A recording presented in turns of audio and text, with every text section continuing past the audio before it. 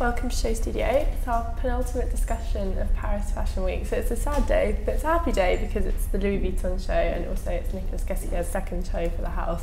So lots of exciting things to discuss and dissect. But before we delve into the Louis Vuitton world, I'll let my wonderful panellists introduce themselves to kick things off. Thanks, Sue. Hi, I'm Tamsin Blanchard. I'm the style director of the Telegraph magazine. Hello, I'm Caroline Charles, dress designer.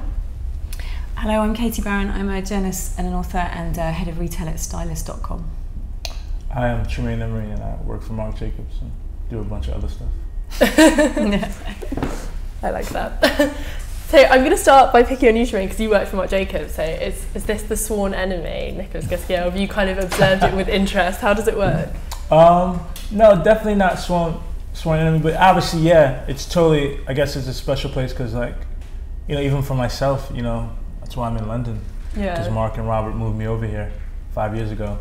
And a big part of, you know, what the money and the thing behind that was him being the creative director for Louis Vuitton. Yeah. So it's interesting to see, you know, someone else starting to do it, you know. Because, you know, Marc had that position for 16 years. Yeah. You know, the second longest tenure in fashion next to Carl, which he's been at Chanel and all that forever.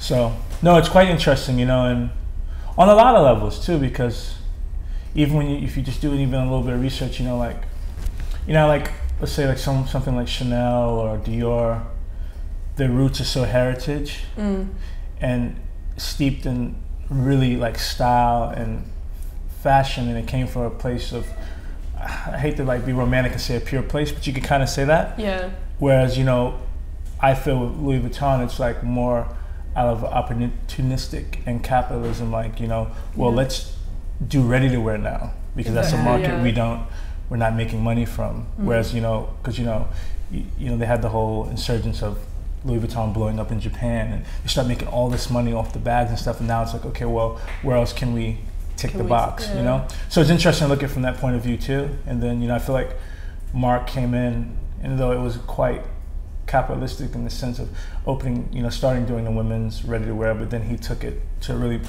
special place, you know, for a long time. And, you know, it's interesting to see him, you know, Nicolas could continue and do the same thing, you know?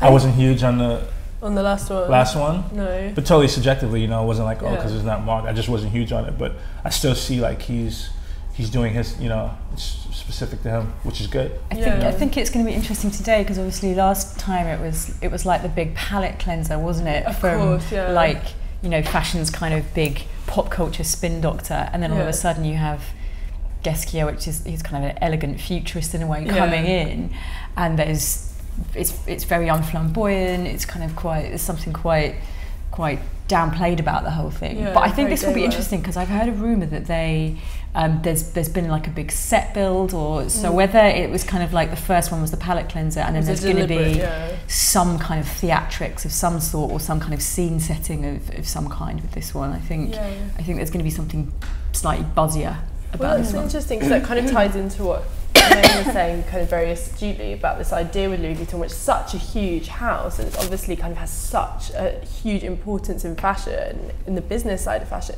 but there is not that history there, and that's what's so interesting is you associate it as a really, really old house. When it comes to ready to wear, there's no kind of code, there's no DNA. It's like a huge influence in terms of fashion, and yet it's accessories, because I think it's only something like 5% of the sales are actually fashion. Yeah, exactly. So yes, it's kind of incredible. But what do you do with that if you're a designer when you come in and you're taking over from the designer who set up the ready to wear for them? You know, it's a really, really tough position, isn't it? It's kind of make the petit mal. Yeah, do with that. Yeah, very true. You just make a good bag. What's your take on what's happened at the house? I think I think it's interesting that last season he said it was all about he wanted to make it look quite day wear, and it was daytime set. And looking at what we're seeing now, it's very kind of nighttime. Maybe it's just because the lights haven't come on yet. But I think this looks like there's going to be quite a dramatic departure, maybe from the feeling of the kind of daytime. And he said he wanted the models to look as though they'd just walked in off the street. Yeah. And it was kind of, so it'd be interesting to see what happens. But to follow the Marc Jacobs we saw, it was a great show, wasn't it? Yeah, it was an amazing really good show, really good clothes, mostly So it's kind of raised the up for this. I agree, there's that interesting element of competition, because I think, you know, Marc Jacobs has refused to let anyone feel sorry for him. You know, no one's like, oh, he doesn't have he's just like doing all this amazing stuff, and you've got Katie Novello, it's like everyone's talking about Marc Jacobs as this like huge, really, really important like mega brand, like a super almost like not on the same level, but a big conglomerate almost that has such power with these different labels. So it's interesting, yeah, as you say, that kind of healthy bit of fashion competition. But I just think their aesthetics are so totally different. I would never put them alongside each other. I think the way they work as designers. You know, Marc Jacobs has spoken about kind of when you're a designer today, you almost have to operate like a stylist, and it's about putting together references and trying to create something that like looks new, even if it's not necessarily new. And I think that's totally removed. I think it's to do with selling luggage. Yeah. I don't think, without offending anybody, I don't think it's to do with selling clothes. It's like an exhibition space for a designer for a huge brand with loads of money. Yeah. And they're selling trunks and bags and bits and bobs. Yeah. And that's what it's about. Yeah. I mean, it's funny, isn't it, with Ghesquiere last time when he left that handwritten note on the seats and actually deliberately avoided using the word brand in it, and said actually it's about the Louis Vuitton philosophy. Yeah. But realistically, we all know that Vuitton is the biggest mega brand. Well, that only the brandiest travel. It's the it's the brandiest brand of them all, really, isn't it? Oh wow! Oh wow! This is quite spooky. So definitely more theatre this time. Yeah. It's a very delicate time. Day 0 in the heart of the project, code named Gary 014.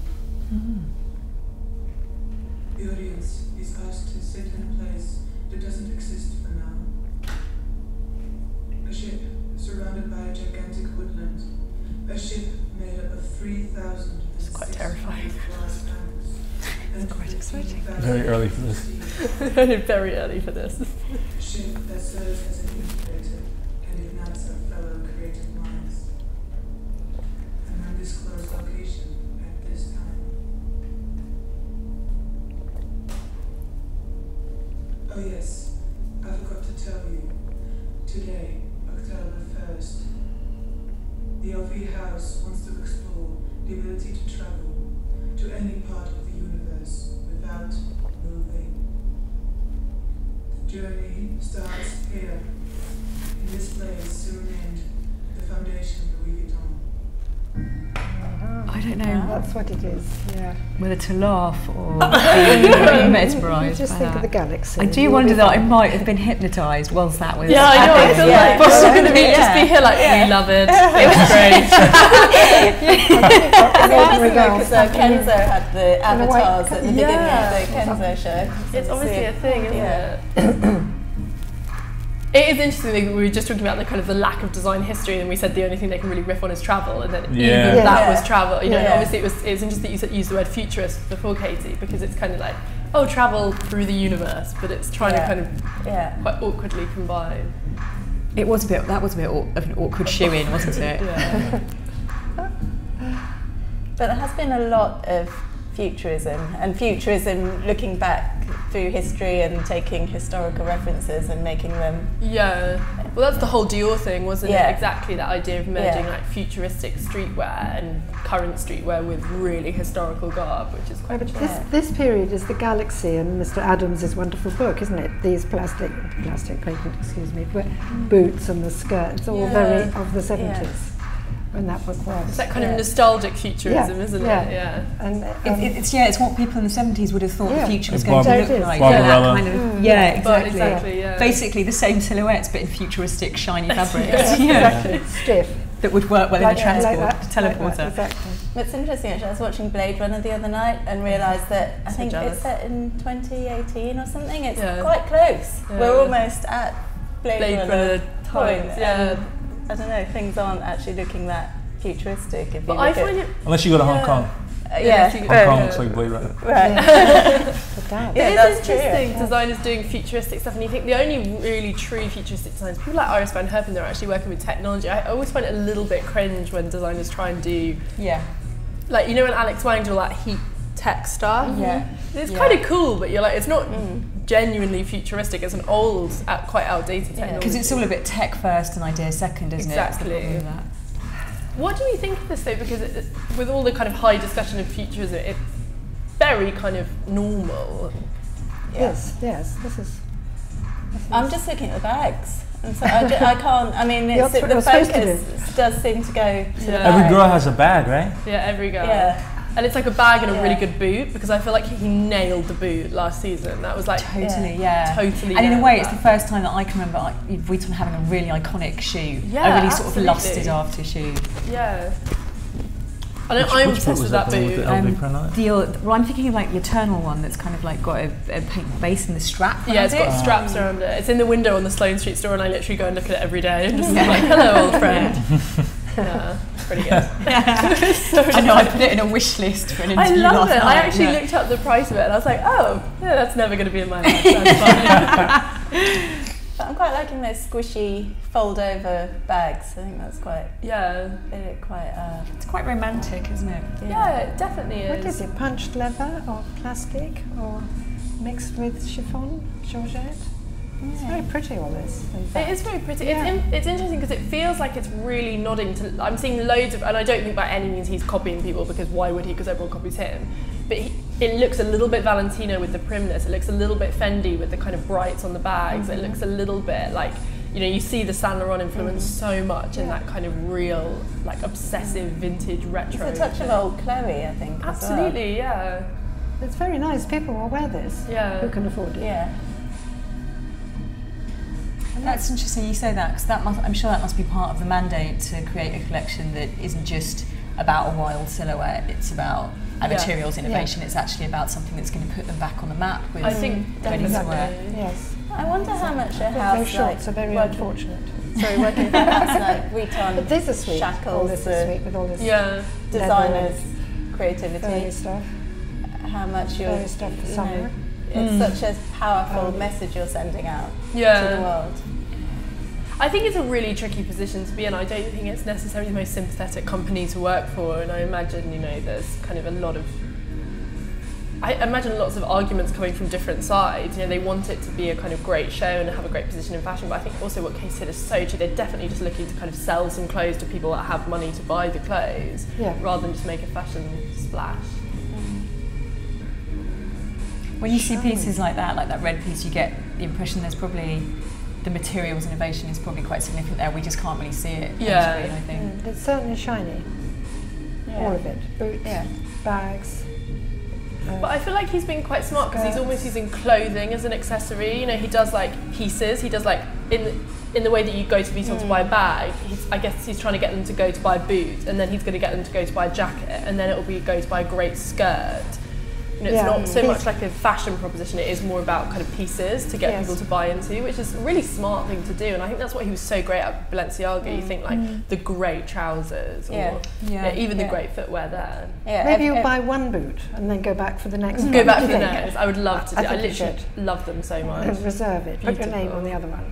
But every piece is a statement, isn't it? Yeah. Every single. It's very 70s. Look at everyone. It is very 70s. Pants. Yeah, you're right, Thompson. There's a whole load of wish list pieces there, isn't there? Yeah. But I do think he's always done that in a way, which I think was his real smartness. I think that he could do stuff that everyone was like, that. I think that's why he's so widely copied, because he was so great at pieces, and designers are kind of like, there's so much in a collection, especially from his, you know, those amazing time at Balenciaga, to just copy and pick apart. Sorry, what were you going to say, Jermaine? No, but also it's good from a selling standpoint. Like, you don't have to buy the look top to bottom. Yeah, exactly. You know, when you're making just great pieces, people could come in and just grab it and then keep it moving. Yeah. There's some you know, some lines, it's like you need to have several pieces for it to make sense. Yeah, I feel like that's really become a thing in fashion, where clothes can be almost don't intimidating work. for a person. Yeah, you know? Yeah, exactly. Well, it's a great runway, isn't it, in the true sense of the word, with them crossing over and... Yeah. But it is a total change in mood of the runway from last time. Completely. You know, that it was all daylight and... It's funny, isn't it, though, how the 70s thematic is pretty damn strong in this. So it's kind of lovely. It's quite a conflict to have such a futuristic opening and even quite a futuristic runway that looks sort of... Yeah, when it's so retro. Yeah. But I do feel like he's always done that kind of... That's what I liked about Balenciaga. under his. It wasn't. Everyone always calls him futuristic, and I think it's just because he's good and he does new stuff, and fresh design. But I think there's always been these kind of quite interesting focuses on like for everything from like the clothes of different cultures to. But there's great beading tops mixed in with leather skirts, all in these red colours. Really, I want that. Yeah, I don't usually want fashion. Right. I do want that. And these are pretty. These things with all these peplums and zip up fronts. They're modern. Could do with a bit less shine, but there is a lot going on, isn't there? I mean, it is almost like a Chanel show in that thing. That there's so many models out at one time, and you. But I guess maybe that was the smartness in pointing him. It was this idea of pulling back that Marc Jacobs theatricality. His shows were so, I loved Marc Jacobs shows at Vuitton because they were so kind of like this proposition for fashion, this piece of theatre, and it was a really forceful, amazing idea. And maybe it is a little bit about pulling away from that and going back to product and a designer offering lots of different pieces for your wardrobe and doing a Chanel-esque collection because you think, and Vuitton, they're obsessed with Chanel and what Chanel are doing. Of course they would be as a rival. Yeah. And you think there is a smartness in that because that's exactly what Carl does. I know he does kind of gimmicky stuff, but it is this idea of proposing like thousands of options. Yeah. So it makes sense for them to try and put themselves on that level. Yeah. And if you dissect every single look, there's just so much going on in each. You could probably make it, another collection out of each look. Exactly. Yeah. I wondered if Karl Lagerfeld to become Boris Johnson. Do you think? There's a sort of crossover going on here. Oh my god, that was the weirdest show. I haven't seen it yet. They did like a protest. It was just. Yeah, Caroline mentioned it. It looks like bizarre. Yeah. Yeah, it was. It's a bit after the event. All the placards had very old hat really, stuff on. Really. That would have really annoyed odd. any woman who looked at it. It was an odd. Yeah. I mean, I suppose the thing is, if you think about this is sort of does feel like it's the evolution of the last show.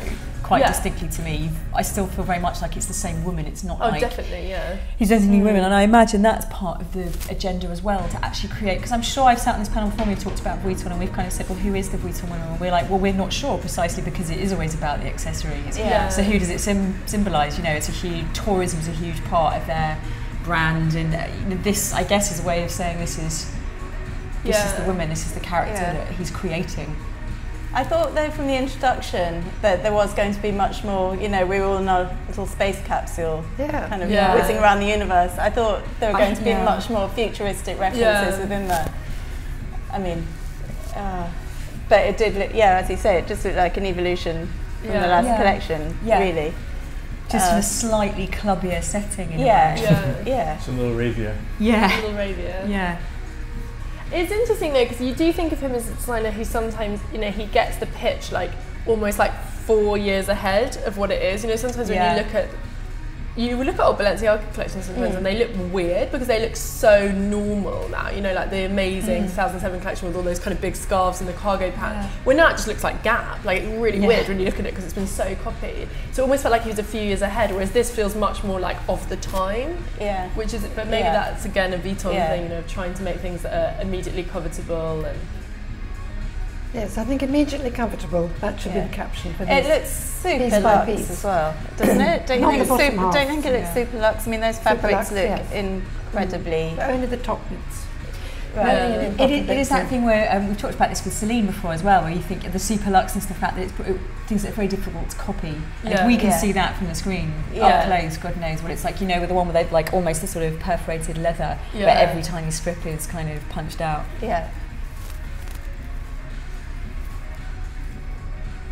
Because in a way, for the high street, it's so much easier, isn't it, to copy a silhouette than it is to copy a incredible sort of suite of fabric.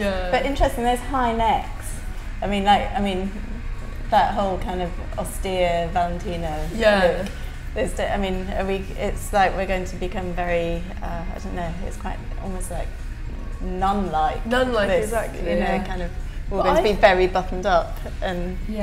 Very pretty. But I think the Valentino pair, I think they're the most copied designers at the moment. And I think they're really unsung in that. I think that influence that kind of primness has had has been that it's huge. It's so accepted now. Just like it's the mood. I don't think people copy their pieces. But Oh, guy, he's got to walk all the way around this. Well, he looks very relaxed and happy, doesn't he? But I think also credit should go, because I really feel like she's an unsung hero in fashion. Well, she's not unsung at all, and there's an amazing, you know, System has just done an amazing thing about her. But Marie-Amélie Sauvé and their work together is so intriguing and so interesting. Yeah. We've got a piece in the Telegraph magazine on Saturday that's basically some pictures that Patrick Marsh-Elliott took after the last collection of all the girls, and it's basically about the casting. And I mean, that's something that obviously he and Marie-Amélie had worked on really closely together. And he talked about how he wanted them to be, you know, to have a kind of real cross section of women. So they had Maggie Reiser and Leah Cabed, who were older, and then he had, you know, really new faces. I mean, I think his casting is almost as interesting as the clothes themselves. You know, you kind of no, definitely. That's like a movie then. Yes. No script. Yeah.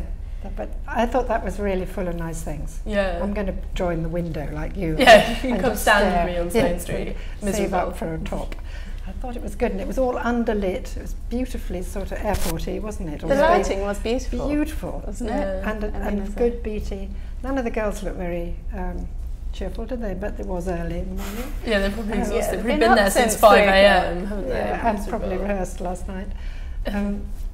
But anyway, well done. You were impressed? Do you like it? No, do you guys think it's good? Do you think? It's funny because I'm sort of looking at it on two different levels. I'm looking at on the, do I actually like it? Do I think it's really wearable and buyable? Absolutely. I think it's a really compelling collection in that respect.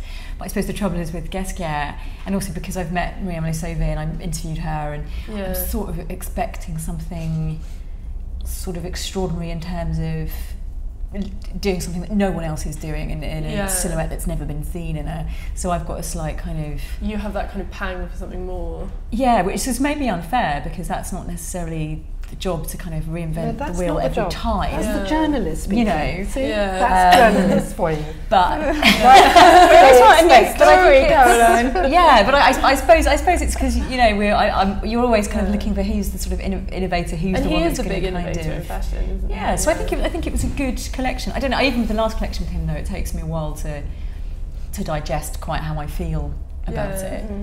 I wonder if he's enjoying that, because do you remember when there was all that kind of controversy when he left Balenciaga and he gave that interview and he talks about how they weren't willing to kind of like actually build the ready-to-wear, and they were really happy just kind of, you know, like settling on selling these few pieces, and you couldn't actually innovate in terms of a business side, and they weren't putting any effort into that. That's a really poor and quick explanation of what he said.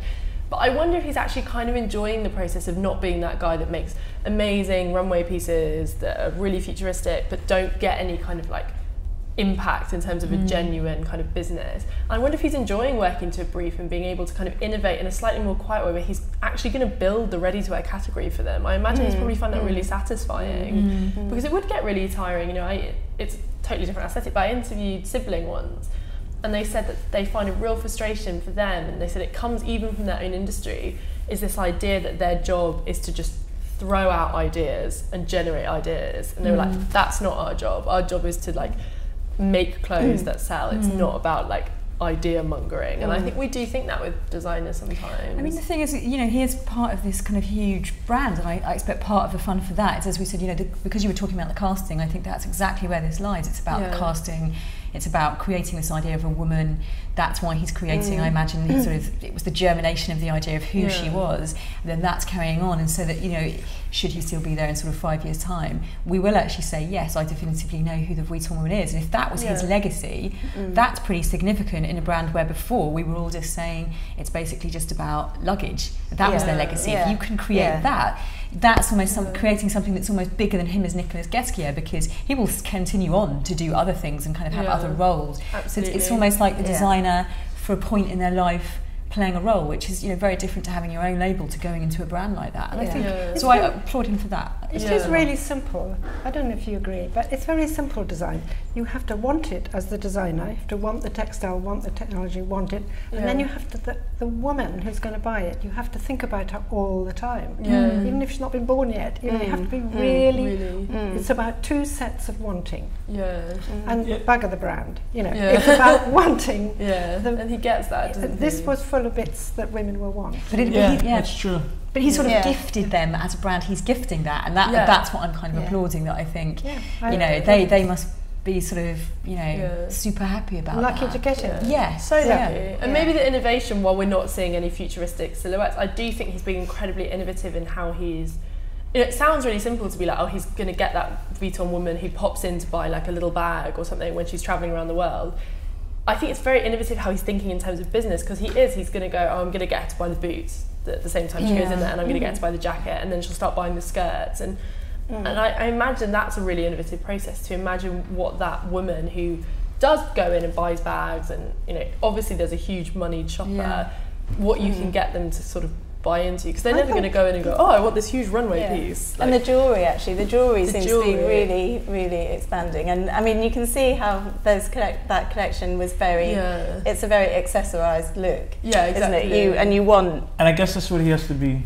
I mean, you can judge him any way you want, but judge the collection based on the confines that he's working in, not just this wide globe of what fashion is. Because like you said, he has to think about who it's what he what he wants to do for his textiles design, what references, what's the story, but then also, like you said, the customer. And there's a certain customer he's designing for that walks into a Louis Vuitton store for ready wear. They're walking in for a bag. 90% of customers are not. No one's coming in there for clothing. So you have to design in a way to draw that person over to the rack to buy the skirt or the boot.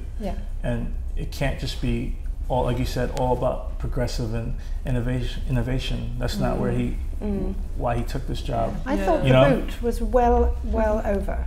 It was chunky, clunky, 70s, plasticky, heavy. I didn't think it went with their clothes at all. But I think women if you think of the success of the ugly shoe, as a thing. No, but that's very practical, that ugly shoe. It's mostly flat, it stays on, you can run in it. Those were just clunky 70s. Everybody's going to want to wear those boots, because it's such an immediate signifier. Proper shoes. I know, exactly. But the boots gave the look a bit of power, didn't they? Otherwise they would be so girly, some of those looks. I don't know where you get the oomph from with them. But I think, it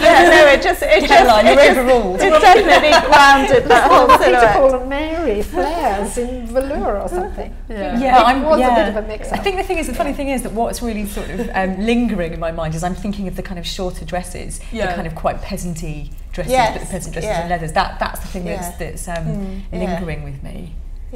But anyone who's going to buy that will know what really to put underneath, not that stuff. They'll buy these beautiful tops. Beautiful. They were. I did think. And I think when you actually go and look at the clothes as well on the rail, that they will be you'll see the innovation there, and you'll see they're incredibly cut, and there will be amazing fabrics in there that we couldn't. But that's obviously what he needs to go for. It's really interesting what you were just saying. Do you know what I mean? It is this idea of hanger appeal, because I think he probably knows the way that you're going to expand Vuitton ready-to-wear. It's not the Marc model of doing amazing, great catwalk shows. It is getting someone who walks into that shop to go, oh, that looks nice, what's that, and walk over to it. It's trying to grab them with that and get them, they've gone in to browse, and then they end up being like, oh, that boot looks nice, that top looks, those earrings look nice. It is that kind of immediacy. Yeah, there was definite reality about those clothes, even though it's, somebody else's reality, it's not mine. But could be. You can stand on Sloane Street one day. But I mean, there were definite. They were close to actually functioning to go to events. Does somebody else produce that show, so that all that space stuff at the beginning might not relate to the clothes because it's a different person doing it? I'm not sure. He'll have a huge say in it. Well, it was interesting because they referenced Frank Gehry, who, of course, the architect who's built the foundation. And I thought we were going to get that. He's been doing all the windows stuff with them as well, so that's kind of, so obviously they had to put that in. I don't know why they didn't do the show in the museum or whatever it is, gallery. Why didn't they? Not finished, maybe. I don't know. I think the designers there do get a huge amount of say when it comes to the set and the theatre, of how the show is presented. They're obviously involved. It just didn't very relate, did it? That bit at the beginning, I think that was your Instagrammable moment of the show. And your contractual agreement moment as well. Because you're right. I mean, it's amazing that they've got this, they've worked with Gehry on this building, and the foundation's an incredible thing. But it was slightly weird how they threw it in. Yeah, and it didn't really I think it connect. set a scene that actually it made a promise that didn't really deliver. Yeah. I think you were expecting something else from that first introduction. Yeah, no, that's what I mean. They didn't relate. The clothes and which were quite moving the start, and you thought, oh, great. And then the clothes were really pretty and wantable. It was very confusing. Well, you're going shopping, Caroline. I know, you love it. But I do think if you hadn't had that, it would have felt too much like clothes. I think they're aware that, they have to have an element of kind of theatre in the way that, But that's what everyone does, like whack a big supermarket in there or have a silly lighting display. It's kind of become part of a system. But people do go to supermarkets, Yeah. There was a relation. But I don't think Karl Lagerfeld's ever been to a supermarket. That's what was funny. I doubt it. I doubt it, but he's seen it on television. A food hall, perhaps once or twice, probably by accident. Yeah. But then they just have to keep it so straightforward for this type of, like Louis Vuitton. You just have to keep it straightforward because it's like it can't be that conceptual because the person who shops there, and this is no disrespect to anyone that shops there, but it's just like there's nothing demure about going to Louis Vuitton to buy a bag. Yeah. You're going there because you're buying into a name because whatever culture you're from, whether you're like a rich Russian person or some kid that grew up in like Jamaica, Queens, whichever way it matriculated into your mind, you heard Louis Vuitton either from a magazine or you heard someone singing about it, rapping about it, or you see, you see someone carrying a bootleg one, or you're in like on the beach in Spain and they're selling bootleg Louis Vuitton. It's just like, it's so like over the top. Yeah. It's so commercial. How could they can't, they can tease that, this whole future Frank Gehry thing, but they're not gonna really go there with it. No. Like where like, let's say like Rick Owens or Raph, those guys are gonna go there with it because they really live in that. And it's just too much to a point because this Louis Vuitton started in reverse. It started with, most lines, they start ready to wear and they struggle for years and years and years. And then, they do a perfume and make some money and they're able to do more stuff. Yeah. And then they start doing bags and stuff like that, where this just started off doing the bags and those things, and then it blew and making just billions off of bags, and then just doing ready to wear. So it's just never gonna get what you get from other lines from you.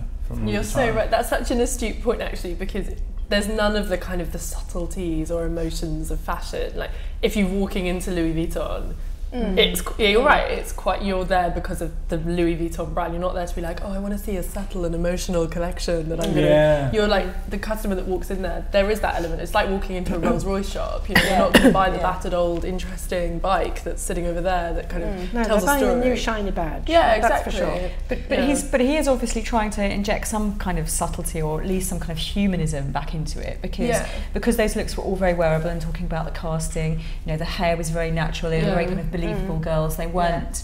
It wasn't like an army of glamazons that you'll see on other catwalks. Even at the beginning, when you have the film, they had no makeup on. I mean, I'm not sure actually if it was girls in the show or whether it was just I was trying to work that out during, but you couldn't really see them. It did feel a bit like it was this new kind of see, army isn't even the right word. Whether it's this sort of new breed of people and women that he's trying to kind of cultivate, that said that there is a place for subtlety, that there is something beyond the logo, the logo and the sort of the artifice and the and that's why I guess they're talking about the foundation, etc., but obviously they're talking about that as an artistic enterprise.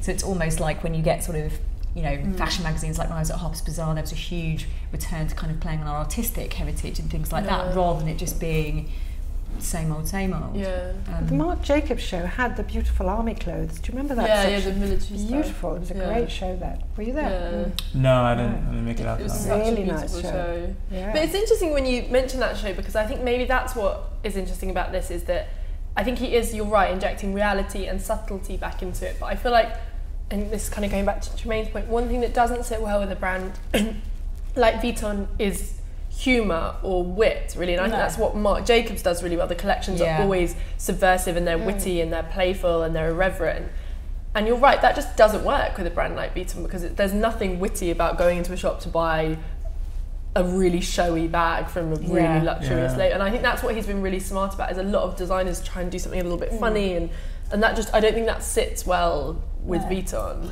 He's removed that. He'll probably do, he'll do well because he knows what he's getting into, where, I mean, Mark definitely pulled some stunts while he was at Vuitton, like even like the Richard Prince stuff. You know, I don't, you know, really in hindsight, he's probably able to get the Richard Prince and some of the other stuff he did off because the Murakami and the Stephen Sprouse stuff did so well. So like, okay, we'll keep going with it. But it was probably like, you know, they're probably like, what do you mean Murakami on a bag? Until people bought it, you know. But like you said, that's Mark. That's the width to pay for this. It was still on the bag, wasn't it? It was still on the bag though, and like the whole bringing pop culture into it. So it kind of gave it that like kind of seal of approval. It's funny for a moment, you know. You can't imagine seeing graffiti on a Ghesquière Vuitton bag. It's a much more serious proposition, isn't it? It's much more French. In a way. Yeah, definitely. That's very true. But even not just on the bags, on the clothing, I think it's quite good in a way that he's not tried to make them remotely kind of subversive or too cool, because you know, the shopper doesn't want that. You know, they're not going to start buying into a ready to wear because they feel that it's amusing. You know, you go to your Christopher Kane or your Marc Jacobs for that. Like, I think if you're trying to pull in a shopper who's gone to buy a logoed bag, you can't show them something that's kind of like witty. And we haven't discussed the bag. That every girl had a bag. Have we noticed? I liked the bags. I don't think we noticed. They were a bit shiny. They were shiny. They're very different. Quite slouchy. Smaller. Yeah, slouchy, which was interesting because the Petit Mal is so. kind of, there were some Petit Mals on there. So. Petit Mals are fit. What do you it's mean? like this. It's the little version of the trunk that he made last time. So were they less luggagey, the bags this time? I can't even remember the bags. There was some of the Petit Mal, but there was these really squidgy kind of almost Chanel-esque. There was some quilted numbers. Yes, that's the one I did notice, and I thought that was quite bit of a intriguing, bit of a challenge. So does the bag person talk to the designer of the clothes person? I hope so. I mean, I know the ones are exceptional, as you say, but in general, are they different departments? I think, I mean, they are different departments, but everyone talks. I mean, they should be, honestly. As far as, you know, just what I know from working with Marc Jacobs, they do talk. Knowing how Kim works at Vuitton, Kim Jones, who does the menswear for them, he works incredibly closely with the guy that does the bags, even just in terms of the offices. Like Kim's office is like here, the big design studio, and the other guy's office is like across the. So they're incredibly. And that collection looks very much like it's Ghesquière is all over it. I mean, every 100%. Single element. It looks like he's. Yes, that's what's the Valentino element, is the ribbon through the neck, isn't it? But it's also quite Saint Laurent as well, you know. I do think, very much so. It's a completely Jane Austen moment. But I do think we all love to hate Saint Laurent, but it's had such a huge influence as well as Valentino, that real kind of, I think it's changed what the luxury shopper maybe wants, because it's doing so well, Saint Laurent, and it's definitely interesting to think that people just kind of want almost like vintage copy now when they're buying high fashion. But do you think the Saint Laurent is doing street? Is that what you're saying, that's why people are liking it? I don't think it does street, I think it just takes, it does stuff that's like vintage basically, it does, you know, like, and and I think big thing with Saint Laurent, it taps into like, you know, again, this is all very expensive clothing, right? So it's like the 1% that can buy this, right? So you have a whole slew of young kids whose parents are rich, who don't want to seem like they're rich. If you're a rich kid and you kind of want to hang out in Shoreditch or downtown New York and Summit, but you still want to wear some expensive stuff, you're going to wear Saint Laurent because you just look like you're wearing something vintage that you got from like, I don't know, Tokyo 7 whatever. But really it costs like $1,000.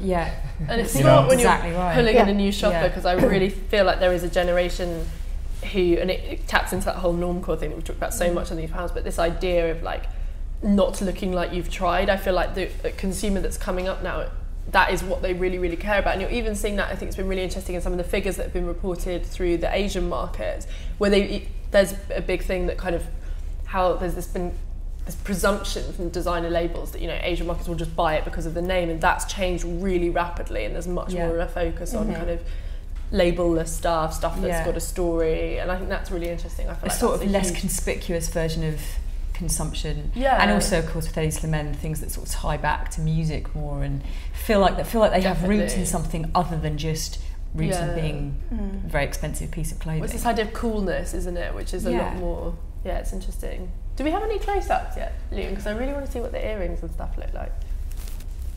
Huge. Yeah, they're pretty cool. I like those. What are they made of? It was funny because we were talking the other day about Jenny from Forrest Gump and how she's a really great style icon, and it really reminds me of that. This is a Chanel bag. Yeah, the Chanel. Right. Yeah. Crocodile print. And it's got, you can't really see, but it's a massive LV on it, isn't it? It's a huge metal version of the... Yes, well, you could price that off, probably. Yeah, but see, like, only a certain type of woman's gonna buy that bag, because it's just like, any girl who's really like with it, she's either just gonna get a Chanel bag or just not deal with it at all, but just she's not gonna buy a Louis Vuitton looking Chanel bag. No, she's not.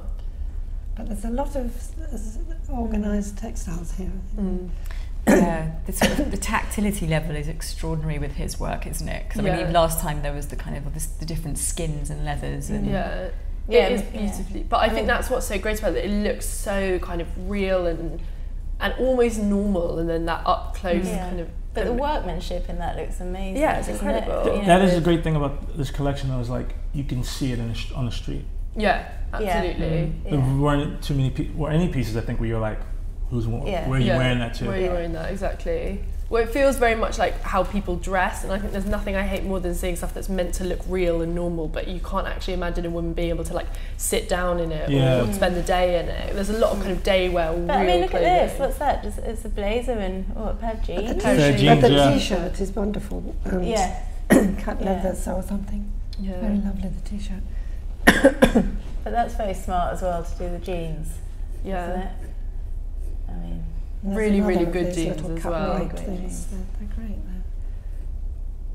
I love the way he's bringing also these kind of like elements of the accessories into the fashion. So like jeans with a massive zip. It's almost like having, like a statement zip or a statement piece of like hardware on your bag, and how he's putting that into the fashion is quite interesting. That's to get the logo so you can see it. Yeah, exactly. But these logos need to come off. They're so dated, aren't they? They're terrible.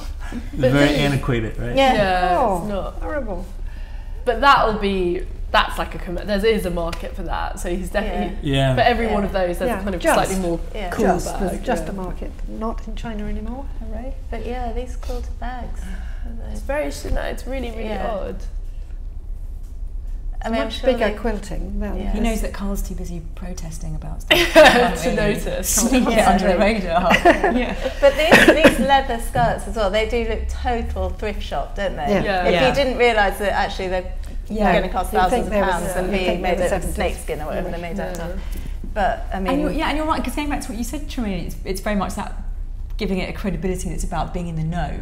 Some people wouldn't obviously know that you were wearing Vuitton unless they'd seen the show, they'd knew the collection, and that gives it a lot more credibility than previously. I once spoke to Valerie Steele about this, and she was talking about Margiela, and she referred to a secret Masonic handshake, and she says that kind of fashion where it's expensive and people in the know know what it is, but everyone else in the street think you're wearing a skirt that's got caught up in your knickers because you're wearing this bubble. And I feel like it's a similar vibe with this. It's like kind of stealthier status symbols. I think that girl is wearing well, you know that she looks amazing, but then you don't. It's interesting. You'd have to buy it in the black to hide. The white's very white. I really love the boots. You're welcome. Amazing. You're very welcome. I love the coloured heel on them. I thought they were really good. Yes, I noticed that. Yeah, it was cool. I quite like the boots too, but I don't. I'm sitting next to You're Caroline. not I don't. You're forbidden. Caroline's Shan't have the boots. They're better with the ankle, whatever's going on there. Maybe a sock. It's very cool. So we're impressed then. It's given us lots to talk about, which is interesting given it's a collection that is so focused, as you said. There's a lot in there, isn't there? I mean, when you look at each look. Yeah, I mean, the white has appeared several times and it's the same cutout. Nevertheless, it's the way he distills, I don't know, some kind of essence of his Vuitton into every single look, and it's so honed, isn't it? So carefully honed, every single millimetre of it.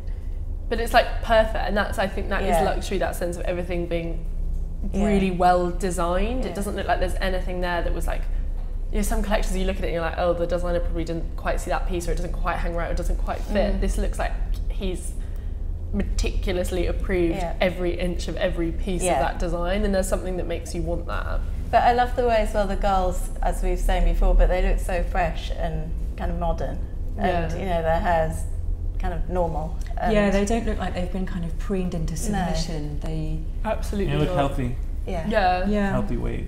Yeah, that's another thing. But it was a funny opener. Nice. That double-breasted coat was, I think, the first thing on, wasn't it? Or was it not? Anyway, the very, very odd, in this lineup of clothes, that coat is on its own. Everything else has a different...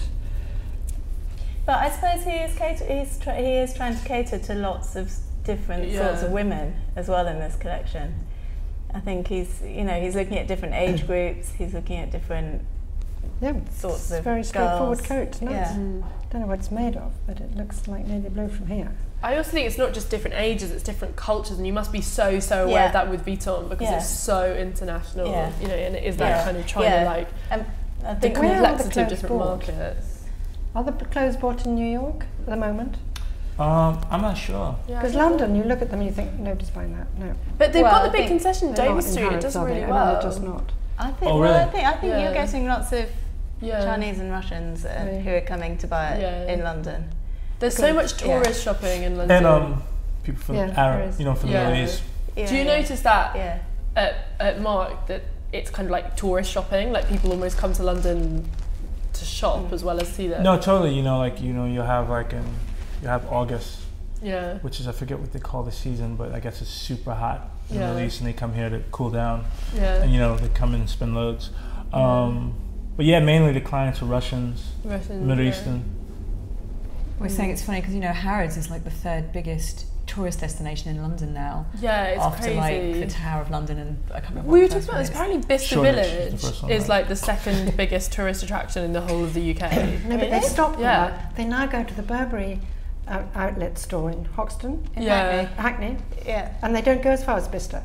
Oh, but Bicester's so good. So all those buses. There's a Burberry outlet store where? In Hackney. In Hackney. Yeah. There's 70 You need to go. It's by the big Tesco. On 70 salespeople speaking Chinese, speaking... It's extraordinary. Where at? There's a Mulberry one as well. Yeah. It's on, oh wow. I think it's Morning Lane. It's like planning shopping trips now. That's amazing. Wow. That's I didn't know that. So weird. Bicester's on Anya Hindmarch is there too. Yeah, it's really extraordinary. Wow. Yeah. Anyway. I don't think you're going to see a Gettier Vuitton outlet there Good not to know. soon. That would be good though. They should pick up my boots if they do. No, I think it's really lovely as a collection. I like how it's picking up on the pulse of lots of different things that are going on, and I love those flashes of like, you talked about Chloe and stuff. Yeah. But I mean, I like these romantic pieces that are actually really pretty and actually quite flattering. Yeah. And you do think, it looks really cool how he styled it with the earrings and the beads, but also that's just like a cute party dress for a girl that just is going to wear it with like a pair of heels and dress it more simply and who's not particularly fashion forward. But then you've got things like the great shorts and the cool kind of snakeskin and skins.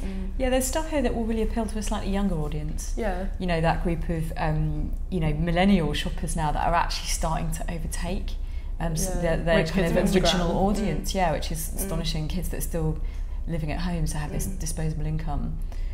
Well, why isn't that me? I want my boots. I'm so unhappy. Somehow I missed the These generation pieces there. are interesting as well because they're a lot more fluid. I think sometimes Gesquia can be very constructed Incredibly and constructed. quite hard to wear if you're not really skinny. Really skinny. Yeah, there's almost and a last sense of the season, clothes wearing you rather than you kind of putting it on. Very armoury. And last season was very much of that vein. And you're right, that is a kind of It's a departure. bit more forgiving, isn't it? If you, But the red dress is going to do its own thing, regardless of what you're doing inside it. Yes, that's true. But I like that there's those options, isn't it? There's the kind of, that is very Gesquia to me, 18. 17, if you just saw that catwalk image, you might be like, Gucci, Chloe, it's very its own thing. But I wonder if that's where he's getting, I'm sure they do so much kind of customer feedback and like that kind of research, but it doesn't feel like his hand has been forced in any way. No, it is it's like he's doing a very good job for the house. Yeah. He's totally respecting it. He's respecting the customer. He's just going with it. He's not trying to fight anything or. I think it's giving the customer something they might like rather than the bag. I think it's great. I think it's so true. Good job. Like he's working to a brief. He's responding to what they want, and he's delivering. It's quite nice to see that. It all comes together. He's following the brief. Yeah, I mean it's romantic and it's fresh, and I think it's probably not a collection that's kind of going to go down in history as like a great celebration, but it's something, I think it's more about a collection that's part of an evolution. That he's being and maybe you're right, he wants it to be bigger than that. He doesn't just want to be the guy that produces iconic collections anymore. He wants to be the guy that makes Vuitton ready to wear. Yeah, when I say smart, I don't mean smart as in, you know, it's all just about business strategy. I mean, smart in a much more intuitive way. That I think he really feels this, and I think that's the whole thing again with the casting and the women at the beginning. I think this is a sort of, it's a type of woman that he's trying to kind of make flesh and blood for Vuitton that they just haven't had before. So I think it's part of an evolution of creating that and gifting them that. I don't, because I can't imagine he's a designer that would sort of take focus group information and things like that. You don't hire someone like that for that kind of thing, do you? But I think he cares. I do think he's a pragmatic designer. I think that came across in the Balenciaga Frustrations. I think he wants to see what he does have a life. I think we think of him as this great runway man, this dreamer, and this kind of like innovator and revolution. But I don't think that he wants just that. I think he is a designer that wants to see his work have a kind of life beyond the catwalk. And I imagine Vuitton gives him that in a way that Balenciaga just didn't. Yeah, I mean, it's a very grown-up job with a lot of responsibility, isn't it? I mean, Mark must feel quite liberated not having to be part of that anymore. One of the best times. I mean, being able just to focus on one thing, I can't imagine you know, it's a lot of, that's another thing too, is just like having to churn this stuff out every season. Can't always come with a big idea and reinvent the wheel. No. You know? And I'm glad that he's not setting himself up to do it. I think that's why the last season was so smart with the palette cleanser. This has been really smart because, you had all the theatrics, but the clothes, they are an evolution, you know. He's not... Yeah, and I just think you're right what you said about, you know, quite pragmatic. You said in an interview where he wanted to see his clothing in the, you know, out in the streets or whatever. It's just like an artist, like, you know, as independent as they want to be, they still want to hear their song on the radio, right? You know, they just don't want like critical acclaim. They want to know that people are buying the albums, because people have, just on a human level, you have an ego. Yeah. So, you know, you can have these small cachet journalists writing about it, but you still just want to know that people like your stuff and want your stuff, you know? And it's working. He's got me. I want the boots. This season I'm going to want the jacket. Next season I'm going to want the dress. And I will be bankrupt. I want look 23 though. The green is good. The green is really good as a... You can tell it's a good collection when the panel just starts shopping. You know, when you're just like all fashion criticism aside. I just want that. I think the romance is quite important as well, because there is something about Vuitton as a brand that I find very formal. Actually, I find quite, you know, I find some of the you know, the store's quite austere. I think it can be quite intimidating as a brand, unless you're just going in for the bag. You're not supposed to be the customer. No. Clearly, but I think there's something about this that does, and accessible, not as in, oh, it's easy, just slip it on, but there's a route in through this that I don't think was there before. When you think, I mean, you go into the Bond Street shop, and I mean, there are times when it is a bit like a supermarket in there. They've got the customer in there, and if they're going to put a rail of clothes that actually, you know, quite seductive, then they're going to sell. Because even if you look at what they wear, I mean, I haven't been to the Vuitton store for a couple of months, but they used to always wear the suits. You know, there was something almost like going into kind of like a big hotel and having like a concierge come to you, and obviously that's the point. But they're all in these identikit suits. Whereas if you go into sort of, I don't know, like say Miu Miu or something, and there's that kind of really cute sort of French, almost like mime artist look they're all wearing. It's a very different look when you feel like you're going into Vuitton and you feel like it's almost not a fashion brand. This is could be a hospitality brand. It's a little bit confusing. Where there's something about this that I feel kind of softens that and actually makes it more romantic and I think more romantic for younger consumers, but also the older women as well, who doesn't necessarily want to be wearing like shoulder pads all the time. You know, you don't have to feel powerful. You don't have to be dressed up in a skirt suit. The thing we haven't noticed is there's no cotton. It's all leathers. It's very dark in most patches. It looks like autumn show, doesn't it? Yeah. Those three, for instance, particularly.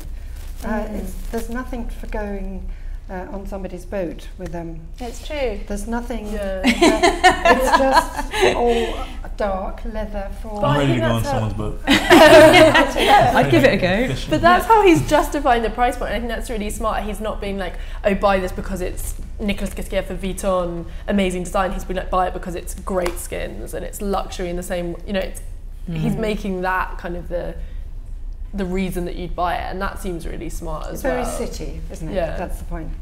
Very cityfied, not... Anyway, it's probably great. I think it is. but with a sort of country peasant silhouette, but made for the city, reinvented the city. I don't think the Arabs going to love it. Russian girls will love it. Well, I love it. I want to see it in the store and I'm going to go and try it all on. Yes, I think it's very good. Watch out for you. I know you will. There'll be me next season. It's fabulous. Should we give him a clap? Yeah. To round things off?